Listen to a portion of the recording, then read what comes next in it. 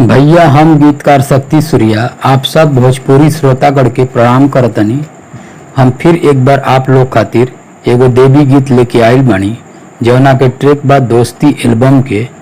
ई गीत एगो बाज औरत के ऊपर बा जवन बहुत ही करुण और सुंदर मैटर बा। आप लोग के जरूर पसंद आई। अगर गीत पसंद आई तो एगो लाइक जरूर करब, कमेंट में बताइब कि सॉन्ग कैसन बाटे।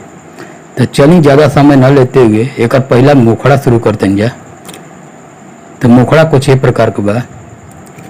सुन बायंगना हो बांगन ललनावा आचार पसारी हो आ कोही के बझनिया बोलावे ले गोतिनिया बड़ा दुख होला महतारी हो।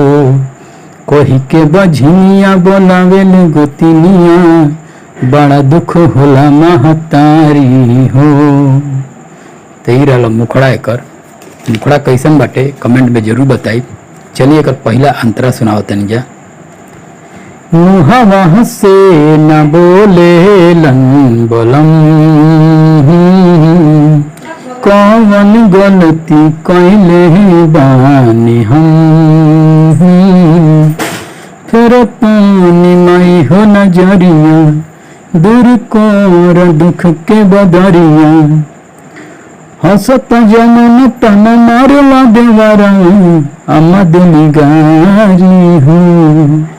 आ कोही के बझनिया बोलावे ले गोतिनिया बड़ा दुख होला महतारी हो।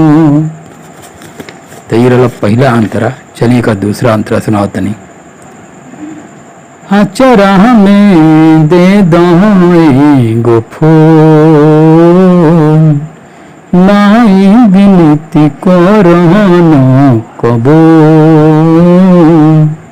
शक्ति सूर्या करे कर जोरिया माई हो बना दमह तरिया तोहरे परस विश्वास गई माई अही दुआरी हो।